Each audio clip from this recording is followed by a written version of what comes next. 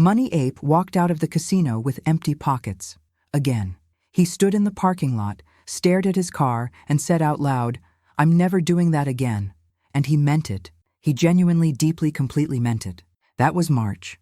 By June, he was back at the same slot machine, same seat, ordering the same free drink, wondering why his life kept rhyming. 3 weeks after the casino, Money Ape was doing great. He had a new budget, a spreadsheet, a motivational wallpaper on his phone that said, "Future you is watching." He was eating at home, skipping his daily overpriced coffee ritual, and even opened a brokerage account which he didn't touch. But still, progress. Then one Thursday night, his friend Marco texted, "Yo, weekend trip. Minor gambling, fun, money." Ape typed, "No thanks," and stared at it for 30 seconds, then deleted it. Because here's the thing, and this is what money. Ape didn't understand yet. His brain wasn't remembering. The casino the same way his wallet was. His wallet remembered the $400 loss, the stomach drop, the long silent drive home. But his brain? His brain had gone full Instagram filter on the memory. It had cropped out the bad parts and kept only the 2 hours before the loss, when he was up $80, laughing with strangers, feeling invincible, eating shrimp cocktail like a man who absolutely had his life together. His brain filed the casino under, "That was fun," not under, "That cost you rent money." Money Ape had no idea this was happening. He just thought he was making a free choice, a spontaneous, fully conscious, totally rational decision to go have fun. He packed a bag. He texted Marco back, "What time are we leaving?" And somewhere in his brain, a very old, very dumb machine was already spinning its wheels, pulling up golden images, warm feelings, the sound of coins hitting a tray, serving him a perfectly edited highlight reel of the last time, with all the pain quietly cut from the footage. That machine has a name, and it's been running Money Ape's financial life for years without him even knowing it existed. The drive to the casino was 2 hours. Money Ape spent the first hour feeling great. Music up, window down, convinced this time was going to be different because, and this was his actual logic, "I know my limits now." The second hour he started thinking about the $400, not because he wanted to. It just showed up, the way uncomfortable memories sometimes do when you're trapped in a car with nothing to look at but highway. He remembered the exact moment he lost it. He'd been winning. Then he wasn't. Then he kept going because surely the streak would turn. It didn't. He remembered calling it a learning experience on the drive home last time. He remembered eating drive-thru alone in the parking lot of a gas station at 11 p.m., telling himself that the burger somehow made it better. And here's what Money Ape did with that memory. He felt it for about 45 seconds, then thought, "Yeah, but this time I have a $200 limit," and turned the music back up. That's the trap. Not the casino. The casino was just a location. The real trap was what his brain did with pain. Specifically, how fast it filed the pain away and how long it kept the pleasure on display. This is not a Money Ape problem. This is an everyone problem. The brain doesn't store memories the way a camera records video. It stores feelings, and when it retrieves a memory, it reconstructs it, filling in the gaps with the most recent emotional state. Which means when Money Ape is feeling good, excited, on a road trip with his friend, his brain rebuilds past experiences to match that mood. The $400 loss becomes a funny story. The shrimp cocktail becomes the main event. The golden bananas of past pleasure get polished and put on the front shelf. The rotten ones get swept quietly under the counter. Money Ape pulled into the parking lot and felt a rush of excitement. His brain had done its job perfectly. The question is, why is this loop so hard to break? Because it turns out the casino isn't even the most dangerous place this happens. Money Ape lost $230 that weekend, under his $200 limit, technically. He was almost proud. On the drive home, he made a deal with himself. Redirect the energy, channel the thrill, find healthier dopamine. He'd heard this advice before. He even nodded the first time someone said it, like a man who completely understood and would absolutely do that.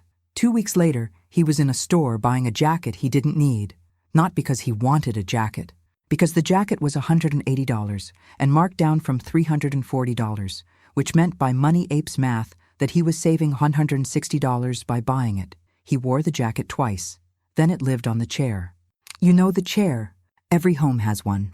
The chair that is not a chair anymore, but a fabric filing system for decisions you're not fully ready to confront. The jacket on the chair was golden banana number 47 this year. And the weird part is that Money Ape genuinely didn't see the pattern.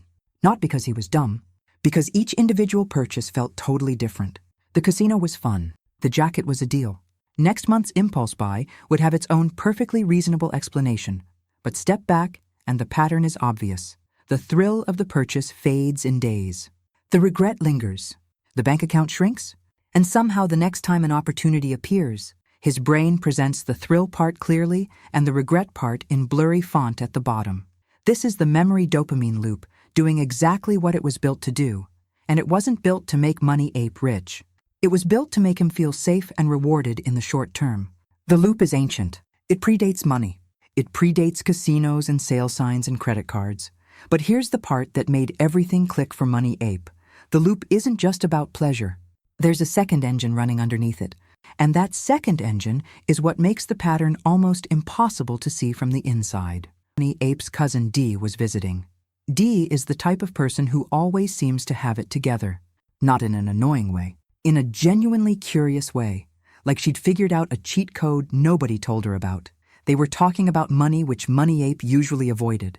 But Dee had a way of making it feel like a normal conversation instead of a therapy session, and Money Ape mentioned the casino. The jacket. The general pattern of doing things he'd told himself he wouldn't do. Dee said, "You remember the fun part more because the pain part didn't have a face." Money Ape stared at her. She explained, "The $230 you lost, where did it go?" "You don't know. It just disappeared." But if someone had walked up and physically taken $230 out of your hand, you'd remember them forever. You'd see their face in your dreams. That hit different because she was right. The loss at the casino was abstract. Numbers on a screen going down. No villain. No confrontation. Nothing to anchor the bad feeling to. So the brain had nothing to store. No image, no face, no story. Just a number that hurt briefly and then faded. But the free shrimp cocktail? That had a moment. A smell, a texture. A feeling of abundance and fun.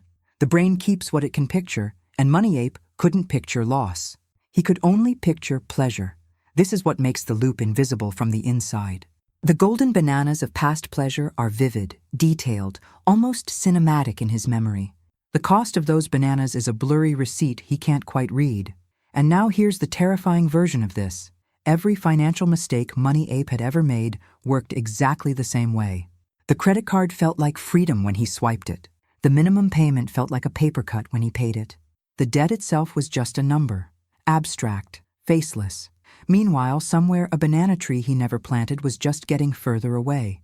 Dee looked at him and said, "You're not repeating mistakes because you forget them. You're repeating them because you remember the wrong part." Money Ape went very quiet. Something was shifting. That night, Money Ape sat with his phone and did something he hadn't done in a long time. He opened his banking app, not to check his balance. He already knew his balance in the approximate sense that one knows the weather without checking vaguely, anxiously, with enough optimism to avoid looking directly at it. He scrolled. All the way back. 6 months. The casino trip in March. The jacket in April. The investment opportunity in February that turned out to be a guy from his gym who was very passionate about crypto and very sure about the timing. The subscriptions he forgot to cancel. The 5 separate times he ordered delivery instead of using the groceries already in his fridge. Each transaction alone was a blip. A small story with a reasonable explanation. Together they were a documentary, and the documentary had a title. Things that felt good for 20 minutes and then did not matter. Money. Ape sat with this for a while. The thing is, he wasn't angry at himself. That surprised him. He'd expected guilt, that familiar voice telling him he was bad at money and always would be. But what he actually felt was something stranger. Relief. The kind of relief that comes when you finally understand a joke that's been going over your head for years. The loop wasn't a character flaw. It was a design flaw. A factory setting. His brain had been optimized by hundreds of thousands of years of evolution to chase immediate rewards and treat future costs as optional information. His ancestors didn't need to think about compound interest. They needed to eat the berry now before something else ate it. The casino was just a very modern, very expensive berry, and every golden banana he'd eaten had cost him a seed he never planted. He pulled up a compound interest calculator, typed in what he'd spent in 6 months on golden bananas. Let it run the numbers out 15 years. He looked at the result for a long time. Then he did something small but specific. And that small specific thing was the beginning of everything changing. Money Ape opened a new note on his phone. He titled it, The Other Side. The concept was simple, almost embarrassingly simple. He'd heard versions of it before and dismissed them as too basic. But simple and basic are different things. Every time he felt the pull of a golden banana, the slot machine thrill, the sale price logic, the I deserve this voice, he would write down not just the cost, but the other side of the cost. Not the money spent, the tree not planted. The $230 casino weekend wasn't $230. It was $230 that would have become roughly $100 in 15 years at a boring average return. That's not a number. That's a thing. A weekend away. A car repair covered without panic. A small piece of the version of life he said he wanted. The jacket wasn't $180. It was $180 sitting on a chair. He started thinking about time differently, too. Not in the abstract future you way that motivational content talks about it, which always felt like advice for someone else. He started thinking about specific moments he wanted to not be stressed in. A specific age, a specific situation, a specific version of a Tuesday that didn't involve checking his balance with one eye closed. And he started building a new kind of memory deliberately. He took a screenshot of the compound interest numbers, made it his wallpaper, not as punishment, as a face, because D was right. His brain needed a face to remember. The pain of financial mistakes was always faceless, so he gave the opportunity a face, gave the banana tree an image, something vivid enough to compete with the golden bananas. He didn't go cold turkey. He didn't become a different person overnight, but the next time Marco texted about a casino trip, Money Ape looked at his wallpaper first, felt something shift, and for the first time, he typed, "Not this time," and didn't delete it. 6 months later, Money Ape was sitting in his car eating takeout, and yes, the irony is not lost on him. He was still eating takeout in his car sometimes. He is not a monk. He never claimed to be. But something was genuinely different now, and he could feel it even if he couldn't always explain it. The jacket was still on the chair. He'd finally moved it to an actual closet, which felt like symbolic progress. His banking app looked different. Not dramatically different. Not filmed a before and after transformation video, different. Just quieter. Fewer strange charges. A small investment account that was doing the boring thing investment accounts do when you actually add money to them instead of just having the app installed. The casino hadn't called his name again. Not because the pull was completely gone, but because his brain had a new story to tell when it showed up. He'd rewritten the highlight reel. The golden bananas were still there, still vivid, still appealing. But now there was a second film playing alongside them, slower, less exciting. Harder to watch of the banana trees he was actually starting to grow. That's the thing nobody tells you about the memory dopamine loop. You cannot delete it. It's not a bug you can patch. Your brain will always remember pleasure more vividly than pain. It will always trim the highlight reel. It will always make the casino sound warmer and the jacket look shinier than they actually were. But you can add to the reel. You can give the future a face. Make the tree as vivid as the banana. Show your brain something to miss if it keeps choosing the quick reward. Make the long game feel real enough to feel like a loss when you walk away from it. Money Ape was still not rich. He was not on a yacht. He did not have a newsletter about financial freedom, but he was planting things, small things, things that were going to take time. And for the first time in a long time, he was okay with that. If you've ever looked at your own bank account and seen a documentary, you didn't mean to make you already understand exactly what Money Ape went through.